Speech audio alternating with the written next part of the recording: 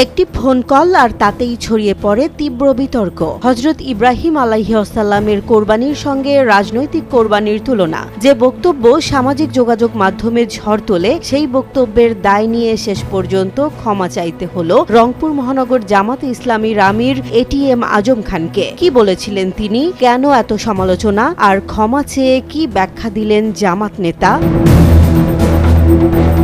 হযরত ইব্রাহিম আলাইহিসসালামের কোরবানির সঙ্গে রাজনৈতিক বাস্তবতায় দেয়া কোরবানির তুলনা করে দেয়া এক বক্তব্যকে কেন্দ্র করে দেশজুড়ে সমালোচনার মুখে পড়েছেন রংপুর মহানগর জামাত ইসলামীর আমির এটিএম আজম খান। সামাজিক যোগাযোগ মাধ্যমে ওই বক্তব্যের ভিডিও ছড়িয়ে পড়ার পর ধর্মীয় অনুভূতিতে আঘাতের অভিযোগ ওঠে। টানা সমালোচনার মুখে শেষ পর্যন্ত সংবাদ মাধ্যমে বিবৃতি পাঠিয়ে ক্ষমা চেয়েছেন তিনি। গত ৮ জানুয়ারি রংপুরের পীরগাছা উপজেলার কদমতলা এলাকায় আয়োজিত এক মতবিনিময় সভায় এই বক্তব্য দেন এটিএম আজম খান। ওই সভায় উপস্থিত ছিলেন রংপুর ৪ আসনে ১১ দলীয় জোটের প্রার্থী ও জাতীয় নাগরিক পার্টির সদস্য সচিব আখতার হোসেন। সভায় ভিডিও ধারণ করা হয় এবং পরে সেটি সামাজিক যোগাযোগ মাধ্যমে ছড়িয়ে পড়ে।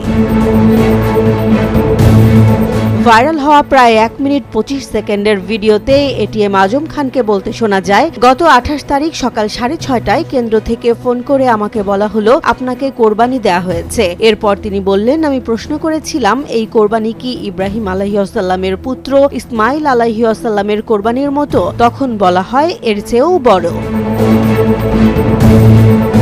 ভিডিওতে তিনি ব্যাখ্যা করেন, ইব্রাহিম আলাইহিসসালাম আল্লাহর সন্তুষ্টির জন্য ইসমাইল আলাইহিসসালামকে কোরবানি দিতে উদ্যত হলেও শেষ পর্যন্ত দুম্বা কোরবানি হয়। আর তার ক্ষেত্রে কোরবানি বলতে বোঝানো হয়েছে পীরগাছা কাউনিয়ার লাখ লাখ নারী পুরুষের রাজনৈতিক কোরবানি। এই বক্তব্য প্রকাশ্যে আসার পরই সামাজিক যোগাযোগ মাধ্যমে শুরু হয় তীব্র সমালোচনা।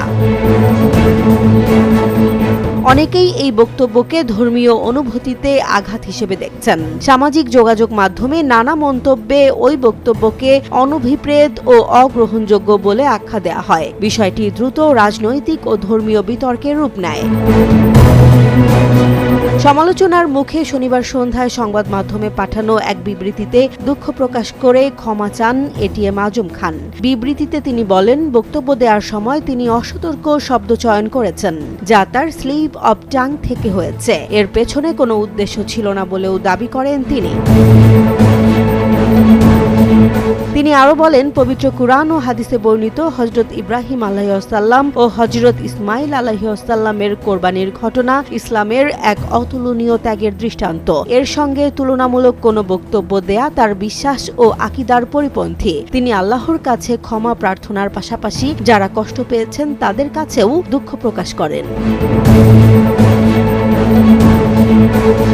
উল্লেখ্য, এটিএম আজম খান রংপুর ৪ আসনে জামাতে ইসলামীর প্রাথমিক মনোনীত প্রার্থী ছিলেন। তবে জামাত ও জাতীয় নাগরিক পার্টির জোটগত সমঝোতার কারণে ওই আসনটি ছেড়ে দেয়া হয়। ফলে তিনি মনোনয়নপত্র জমা দেননি এবং ১১ দলীয় জোটের প্রার্থী আখতার হোসেনকে সমর্থন দিয়েছেন। জেসমিন জাহান, নিউজ ডেস্ক, জনবাণী।